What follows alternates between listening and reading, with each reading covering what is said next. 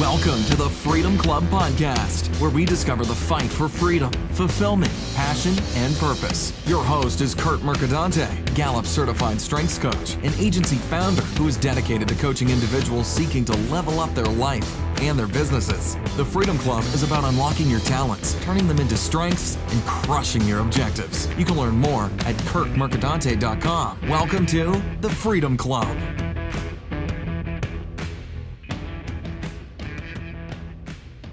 Welcome to the Freedom Club podcast. I'm your host, Curt Mercadante. It is Thursday, June 14th, which means it's time for the Thursday interview segment. Every Thursday, I interview a business leader or some other all-around interesting person.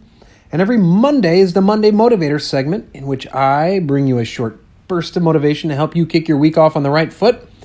And for today's interview segment, I am so excited. I was excited to do this interview. I've been a fan of my guest for a long time now. His name is Don Wettrick. He's the innovation coordinator at Noblesville High School. He's doing some incredible things there, and he uses the term open source learning. You'll learn more about it in our interview. He's the author of Pure Genius, building a culture of innovation and taking 20% time to the next level. He's the founder at StartEdUp Innovation, LLC, and the StartEdUp Foundation. All the links to those will be in the podcast. Now, I first became aware of Don when his daughter, who's in high school, Ava Wettrick, had me on her Mentors podcast. I re-aired her podcast on my podcast a few weeks ago. You may have listened to it. And Don and I got to conversing on Twitter and LinkedIn. We're both very active on LinkedIn. And we've talked several times on the phone. I'm so excited about what he's doing. Listen, this is a man who has found freedom and fulfillment in his life, and he's helping young adults build freedom and fulfillment in their lives, giving them the tools to adapt and survive in a world where we don't know what the economy of tomorrow, of 5 and 10 years, is going to look like, the amount of jobs, millions of jobs that may not exist. He is preparing his kids just for that. He's had kids come out of his program with life-changing businesses, nonprofits, with patents. And so I'm so excited to bring you my interview with Don Wettrick. Sorry, I got a little tongue-tied there. And without further delay, here is our interview. Thank you. Okay, Don, thanks so much for being on the Freedom Club podcast. I've wanted to have you on for a while, so thank you so much for taking the time. Curt, I'm excited, man. Excellent. So the first question I always ask my guests, if I remember to ask it, is what does the word freedom mean to you? I'm going to try not to quote, freedom's just another word for nothing left to lose. Who was that? That's not Mama Cass. That's Janis Joplin. A lot of things that go through my head are always in music. But I think that freedom is like not holding on to what other people expect from you, but you doing you, and not just doing you, but having the confidence and the satisfaction of doing you. That's excellent. I had a video and an article recently about why you should piss more people off. Yeah, loved it. It was a provocative headline, and it was meant to be so. But if you read the article, it was about you be who you are, and if that pisses other people off, so be it. Now it's their problem within the bounds of ethics, right, and values, and whatever. I'm not advocating going and just starting getting in someone's face, but making decisions that are right for you, that are right for your family, and not being afraid. I like to, we all come out of the womb with a sense of exploration and wonder and discovery, even if it's just discovering the world by our parents' feet or out on the back deck.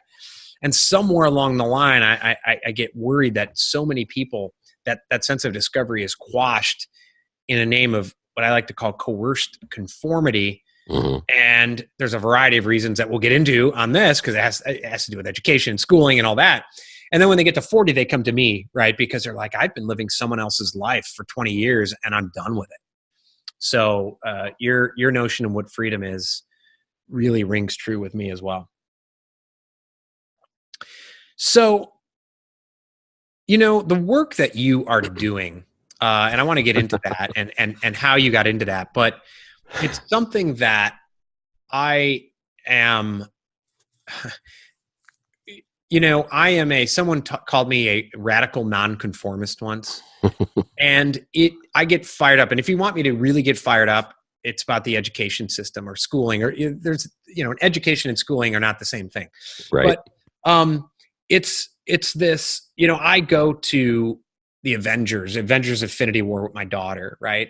And I walk out of there like, actually, people get out, oh, that was a fun movie. Like, I'm shaken to my core. Like, what are we doing to prepare for this stuff? Like, what for like interplanet, Elon Musk, the reason he started SpaceX was he had sold PayPal and was like, he was reading stuff and had this feeling that there was going to be some planetary disaster in our lifetimes.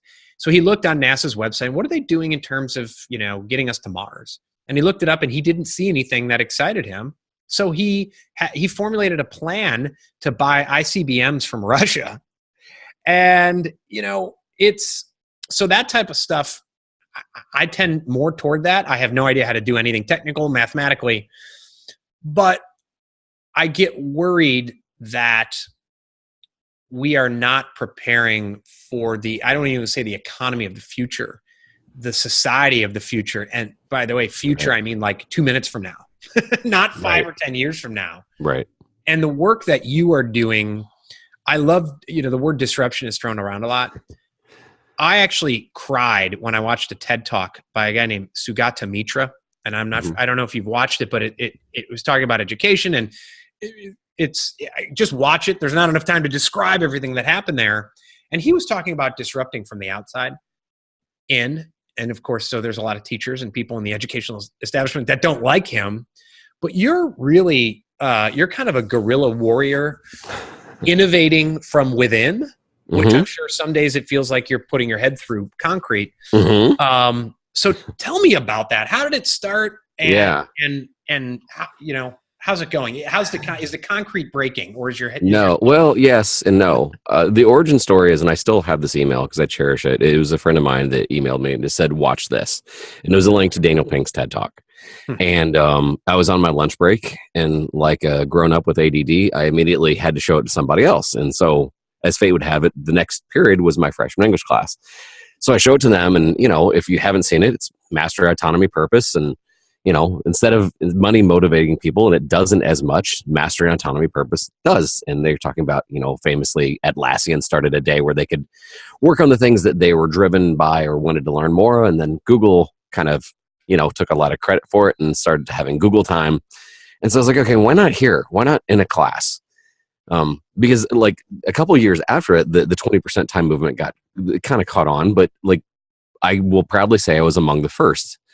And so I said, all right, who wants to do something like this? And some hands went up, and they're like, like what? I'm like, you can do what you've always wanted to do. I'm like, if school didn't get in your way, what would you want to learn? And it just like a lot of what I call New Year's Eve resolution talk started coming down.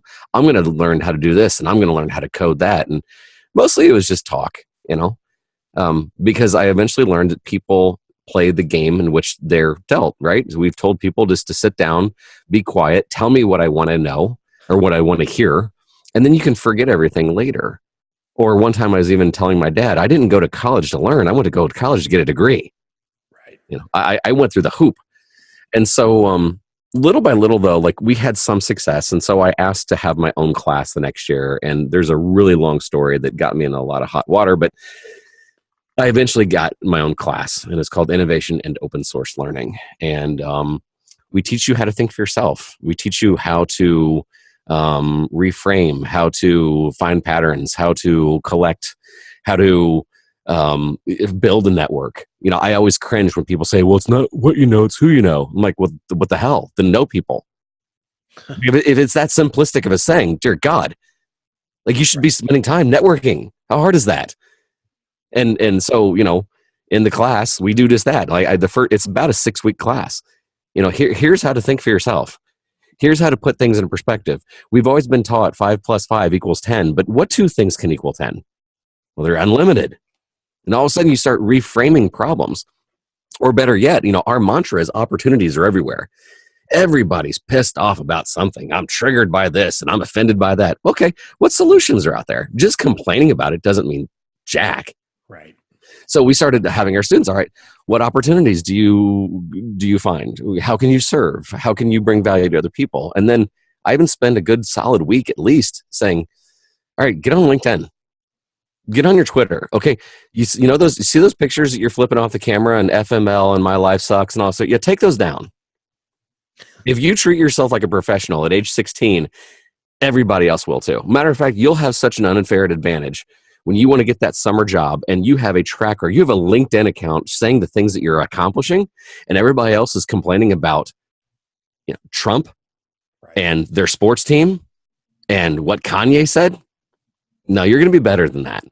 And so opportunities start becoming opportunities, and they start networking with people, and they find out, wow, my most valuable commodity is time, and I'm given time in Mr. Wettrick's class to pursue things that I deem interesting or important. And that's really like, you're like, wow, what a novel idea for class. Is it? I mean, it seems like the most common sense thing in the world, because I think the school day should be about things that you have to learn. I'm cool with that.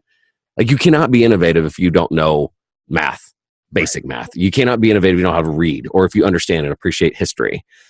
But part of your day, shocker, a decent part of your day should be about things that you find interesting. Well, actually, it's called Montessori education or kindergarten.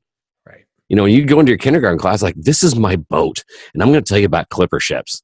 And that kid is all excited about that because he's an expert and he wants to know more, and he's showing and telling, right? So in a lot of ways, my class is kind of a return to kindergarten meets LinkedIn. I have them work with nonprofits throughout we've had some crazy things accomplished. We've had some patents filed from the class. We've had businesses launched. We've had interviews with people that are out of my pay grade because we asked and we took chances. And I think my most proud thing is I've had more. I was going to go into college for this, and this sucks. If I can get a kid to change his major or her major one less time, you're welcome. I just saved you $25,000. Right. Yeah. And there's the model we've had, when you say it's common sense, by the way, I love your term open source learning.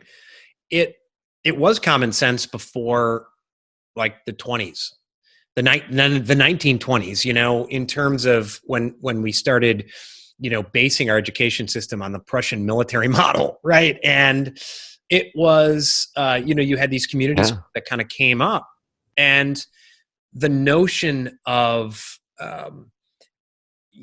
Dr. Peter Gray has a great book called Free to Learn, and he talks about a variety of different things and there's different school models. The Sudbury school model, which is very self-directed and very, it's hours a day of open source learning.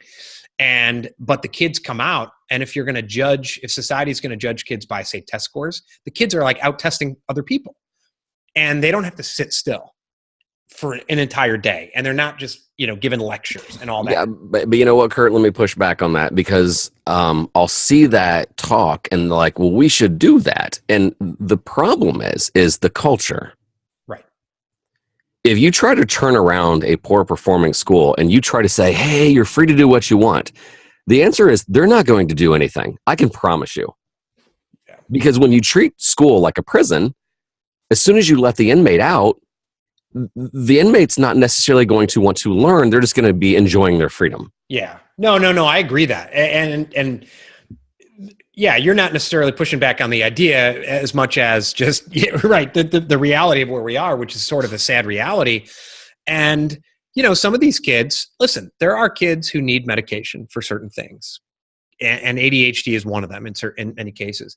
Dr. Gray looks at, that the vast majority are, or a large majority or a large percentage are because they just couldn't sit still in class. Our son, we homeschool.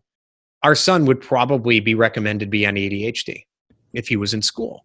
Thomas Edison was told he had an addled brain, and his mom said, well, screw you, took him out. Yeah, he went from thing to thing to thing, and that thing to thing to thing turned into 1,000 patents. So what you're doing, I think, is excellent. And we've you and I have talked offline about what's coming next And I got in kind of a back and forth. Google recently, put online about their AI kind of Google Assistant robot ordering flowers. And it sounded like a human. And it wasn't 100% perfect, but it was pretty near there. And you and I have talked about AI and what's coming and what's already here and jobs that are going to disappear. Doctors, lawyers, service, fast food, not just fast food and service and mechanical, and what worries me is that what the types of things you're doing are not happening enough in the system. And, and I had a teacher friend of mine push back and say, well, we're being very innovative. And the things that he described, it was like, we're down from 15 standardized tests to 5. Like, okay. And then we're doing things in STEM and we're doing things in this, but it's coming at it from a top-down model. Absolutely. Versus the way that you're doing it, which worries me because I always say, listen, we're going to have bots that build bots. I just want someone creative enough to come up with a creative solution to shut the damn thing off. Absolutely. Yeah. Yeah. Well, I think this is the argument a lot of times we get into is that, like, if you're trying, I'm at least happy for you. But I'm lucky enough that I'm brought out to some schools, and some schools are better than others. But like, I hate it when they're like, well, we're very innovative here. I'm like, awesome. What are you guys doing? Well, we have a 3D printer. I'm like, okay, yeah. Show me some of the things that the students are working on. Oh, well, they're not allowed to use it. But our computer science department head made a Yoda head. I'm like, okay. Or we're very innovative here. Why? We put all of our worksheets on Canvas. I'm like, it's still a worksheet, man. So yeah, I'm at least happy that they're looking toward the future. And I'm like, okay, that's a start. Sure. But the creator versus consumer is a huge thing. What are we pushing out? If we're constantly taking in but not pushing out, that's a dangerous thing. Or as a lot of people have been complaining about, your students know stuff, but they don't have any skills. No one cares about what you know. What can you do with what you know? And it seems almost silly to say it, but like, when I graduated from college in 1995, I just went up to people like, I know things. I have a piece of paper to prove it. And they're like, okay, you get hired. Right. And that's gone. I know stuff. I went to college. A lot of people went to college. Yeah. What can you do? And now I've seen a lot of people that don't go to college get a lot of skills and do things on their own because we're in the, totally in the gig economy world now. And so if you can do stuff, no one cares about your diploma. And that's going to be more and more and more. It's got to be more and more and more. And so I lament the fact that, you have kindergarten or preschools. This happened a few years ago, canceled their theater program because it wasn't getting kids college ready enough. And they're like 4. And it's that coerced conformity I talk about where we're almost creating an army of bots. Oh, yeah. The entire outcome is getting that piece of paper. And it's like, well, that shouldn't be the outcome. And by the way, I went to the University of Iowa. I had a great time. I had a lot of fun. I think we figured out I went to 19% of my classes. Mm-hmm. Waste of money. My mom recently said, was it a waste of money? I said, yeah. I said, at the time, I needed the piece of paper to get jobs. Yeah. So in terms of that, okay, no. But in terms of, did I learn anything? No, I probably learned more in high school. I worked more. I learned from my internships. I learned from doing things. But you know what? I had to take 4 hours of gym, of phys ed. Like, how much of the 15 grand a year my parents were paying, how much went to somebody to teach me Taekwondo? Like, I really needed to know that. Here in South Carolina, you can go and learn. I had a marketing professor push back because I did a video recently that said, listen, if you're going into marketing or social media or something like that, why would you pay 100 or 200 grand for a degree? Like, that makes no sense. And so he pushed back. A marketing professor, great guy, by the way. And he said, oh, well, this and that, you need that. I said, Scott, here in South Carolina, I can learn to build an airplane. And by the way, have the state pay for it in 2 years. Certainly I could learn to send out a tweet in that same time. So but the other thing I'd love to get your thoughts on is you've said to me, and I'm sure elsewhere, that we don't know what the jobs are going to be. And here, the local chamber of commerce gets together with industry, and we have Boeing here and everything. And they do these studies of the jobs we're going to need to fill. And that's where we're going to push people into these fields. And, it's like fabricating this and building airplanes and Volvo is building their first factory here. And I can't help but think, those are the jobs they need right now and in 2 years, but they're going to be replaced in 5. Sure. Yeah. Let me weigh in on that because like I just saw there's like an urgent need for truck drivers, and like people are scratching their head like, wait, all the things I've read is that truck drivers will be gone in 5 years. Okay. But for the next 5 years, they're needed. And so what's really needed more than ever is your opportunities are everywhere mindset. This is most schools. Sit down, behave, await for my instructions, and tell me what I want to hear. The rest of the world is the exact opposite of that. Hey, we don't care where you are. Just get things done. Look for opportunities. What do you see in the future? I sound way too much like Johnny Cochran, but this is among my favorite things to say. I'm trying to create seekers and peakers, not moaners and groaners. Seekers and peakers. So my class is nothing but opportunity seekers. And they're not opportunistic. They're usually good kids, but they seek opportunities because they're hearing everybody else whining about things. And they're like, okay, I can make a lot of money doing that. Or I can help somebody doing that. And then when those kids start to congregate with each other, then they can collectively peek around the corner. They start talking to people that are like in the know. And they start picking up on little patterns. You're like, dude, you should place your money on this. Have you heard about this? And they can peek around the corner. And so if you are a truck driver, I've got no problem with that. Just be acquiring skills right now to see what's next and be the first to jump. There's going to be a lot of things automated. I mean, I don't feel like running out and say the sky is falling. All of us are going to be unemployed in 20 years. Well, that's a long time. Right. It could be 10, but I know this. There's some people that have made a lot of money since January because they found that thing. And all of a sudden they came across that piece of information.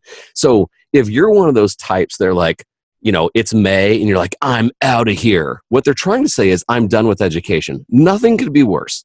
You are always learning and you are always adapting. If you're never learning and adapting, you're going to be replaced very soon, my friend.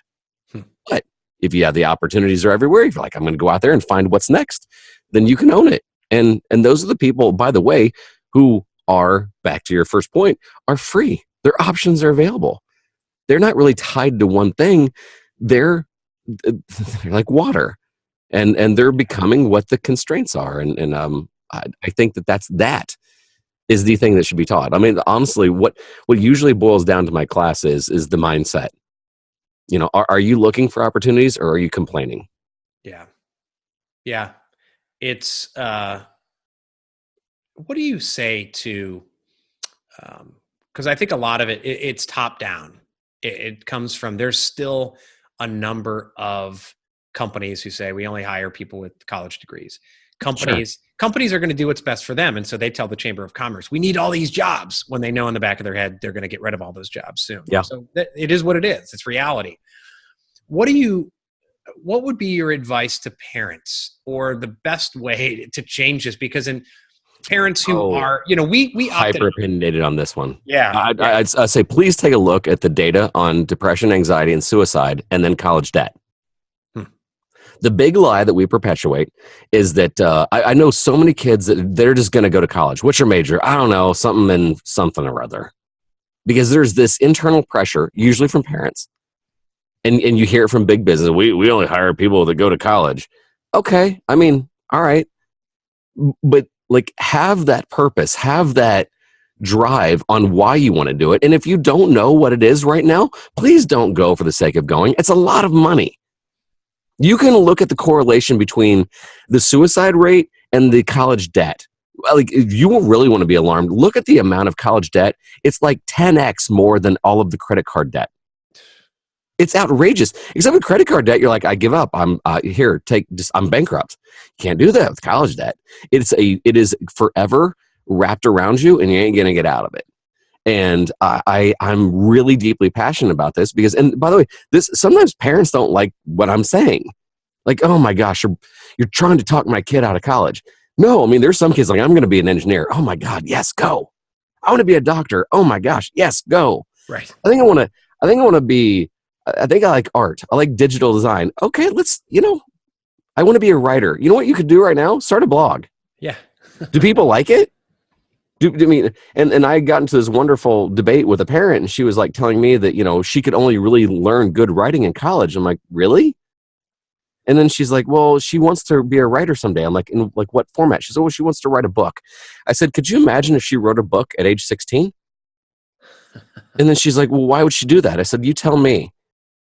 If she wrote her book at 24 or 16, what's the better story? Oh, yeah. Yeah, I have a friend who wrote a book. She paid $3,000. She had an editor, like a freelance editor, and $3,000. And now she's making money speaking about it.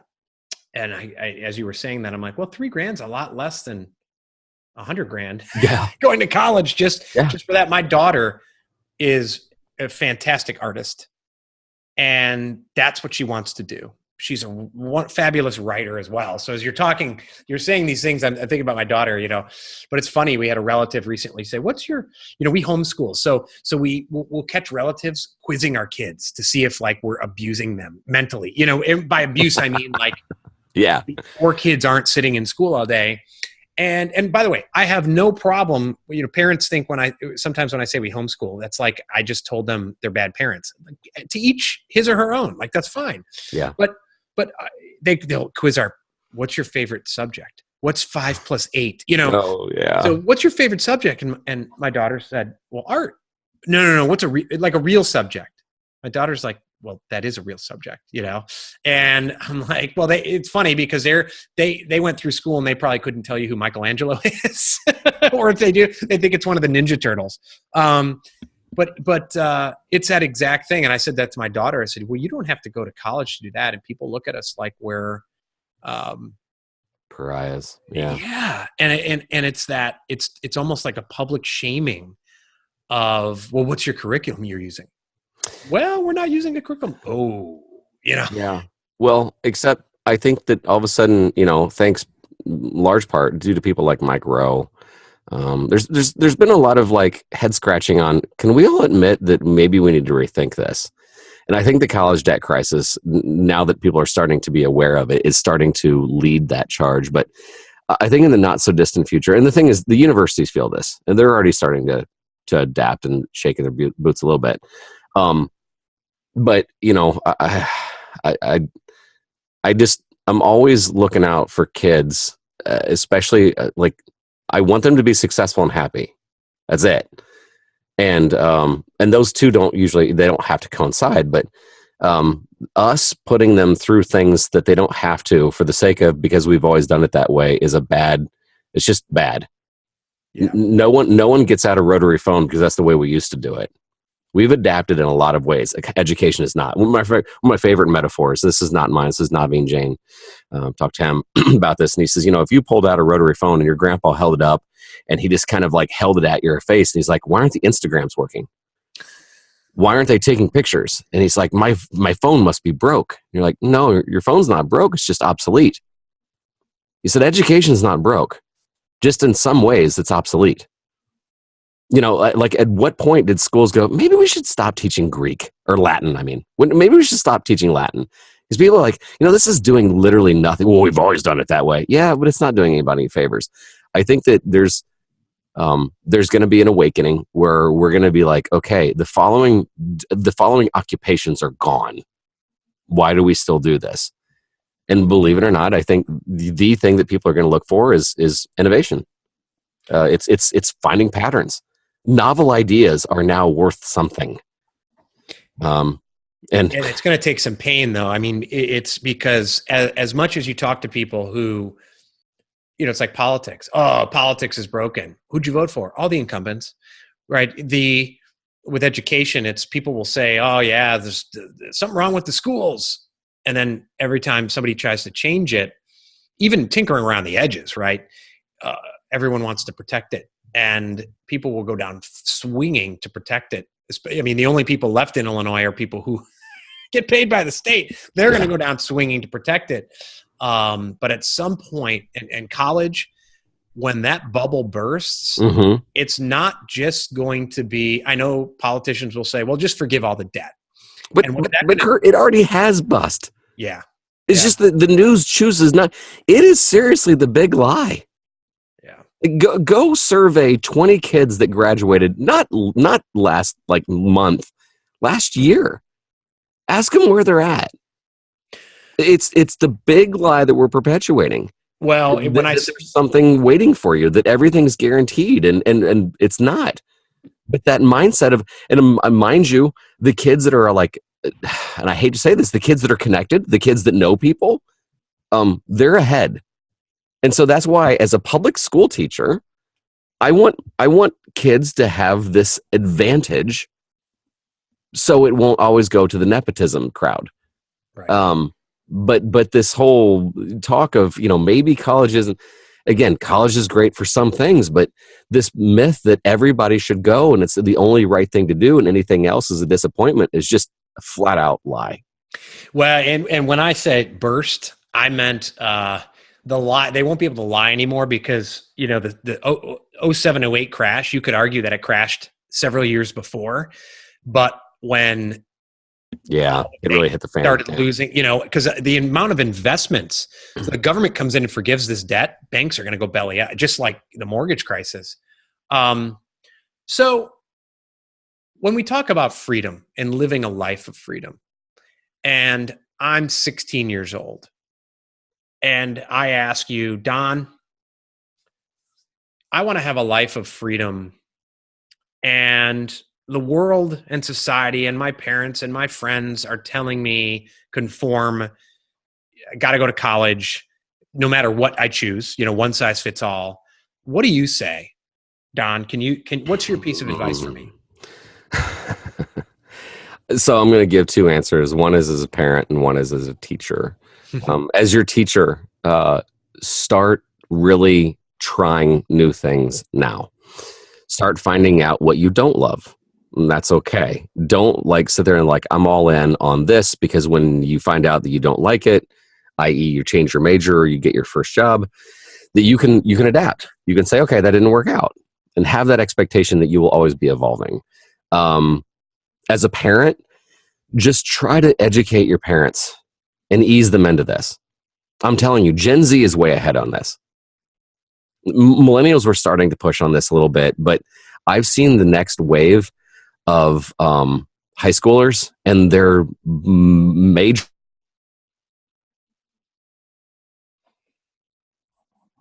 No,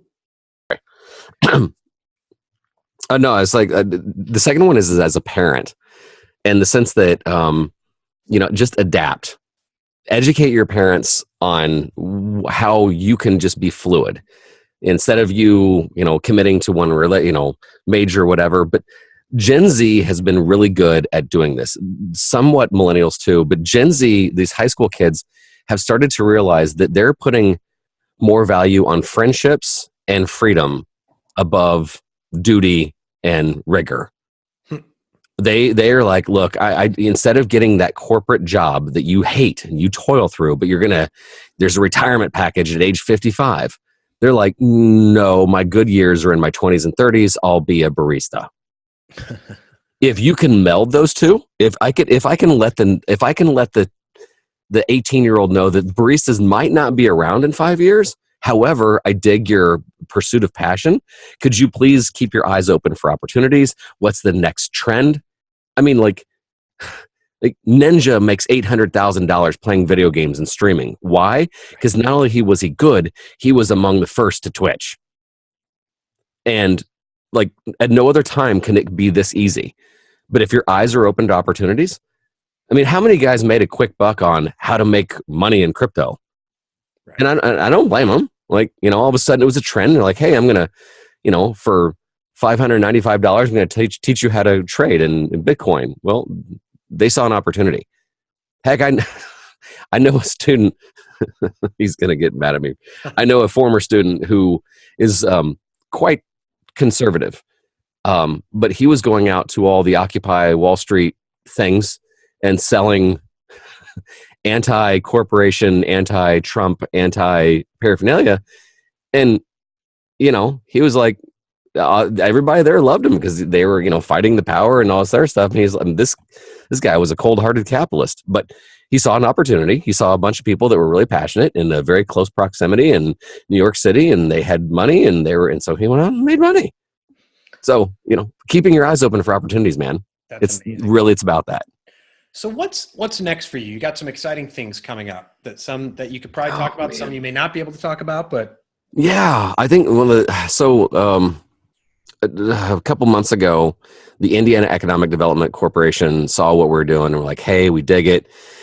They had a pitch competition in the state, and they wanted me to basically run an accelerator for those students. And that has kind of keep morphing and keep blossoming into other things. And so, yeah, right now we're working with 9 teams that are all 18 and younger on, in a lot of cases, not even an idea anymore. But like 4 of the teams are actually decently profitable. But taking them through webisodes, showing because I want to be an entrepreneur. Well, being an entrepreneur sucks in a lot of ways. So we're trying to show the good and bad, the ugly, how to make a pivot, how to quit at something. But the thing that I'm also really on longevity really excited about is our nonprofit fund. We're raising a decent amount of money to work with other young entrepreneurs. I get letters all the time from teachers in North Dakota or Arizona or whatever, and they're like, oh, I love your passion for innovation and entrepreneurship. You should meet my student, Lisa. And so I've been privy to all these really cool startup ideas. A dream of mine, it's now become a reality. A dream of mine is like saying, okay, I've got funding for her. But actually now I've even rethought after spending time with a lot of really cool key entrepreneurial people, in the sense that I've got a loan for her, a 0% loan. I mean, these Shark Tank events, when you give a kid a check for $5,000, statistically speaking, you're not going to see the $5,000 put to use. But what we're doing is, and this is a shameless plug, we're signing up mentors and money.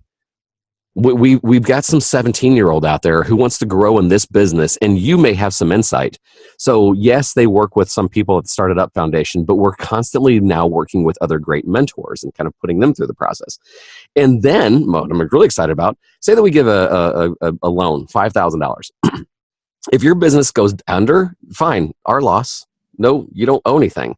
But if you're successful, we, A, want you to pay it back in installments, but B, we want you to now mentor that 17-year-old. You're probably 20 now. That 17-year-old will think that you're awesome. So we're going to have this funnel of constant money and mentorships. And I think that I'm so excited that the IEDC had faith in me, because they're like, look, what you're doing is educational, sure, but it's economic development. right. And I about fell on my chair when they told me that. And I'm beyond excited, and it's I can honestly say, and this isn't a slap at my own self, but I'm now truly in an occupation that I'm going to. It's my job to make kids successful, and it has nothing to do with their grade. Yeah. Mind you, I'm still a classroom teacher. I'm living in both worlds, and I don't have free time anymore, but I'm still a classroom teacher. This innovation class, I can't give it up. It's too much fun. And the foundation, the StartEdUp Foundation, is off to a glorious start. And we have a trip coming up here soon to New York City. We've had some A-listers have us out, and we're going to meet with them, and the students are going to meet with them.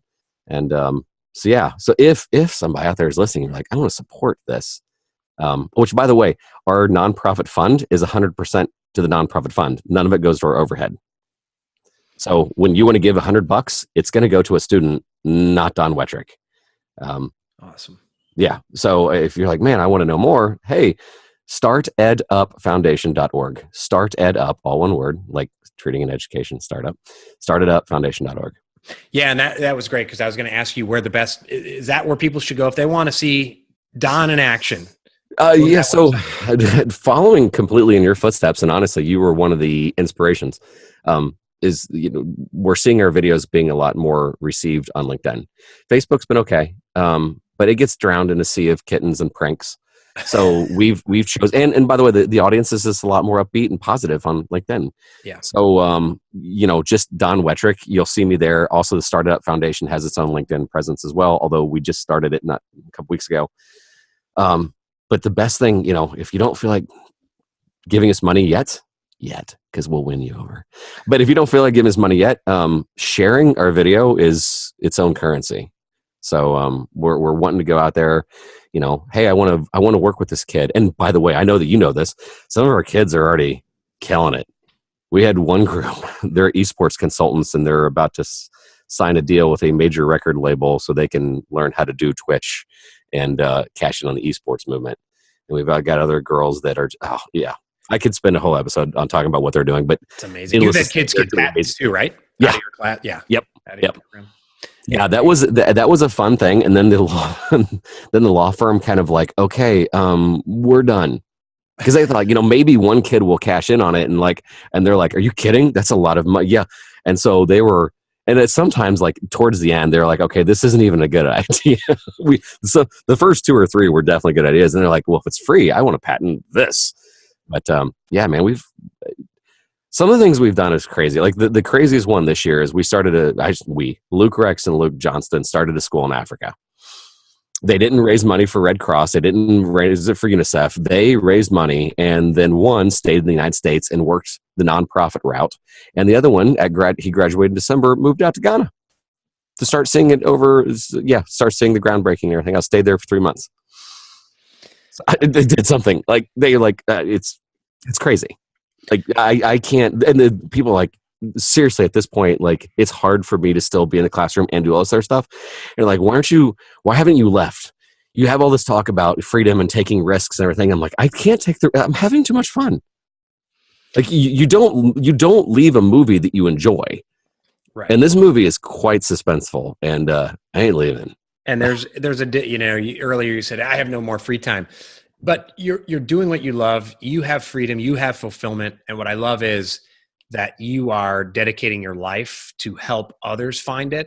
And you're building that through the mentorship, a ripple effect that will hopefully, I told you earlier, I called you a guerrilla, you're a guerrilla warrior within the education system building out.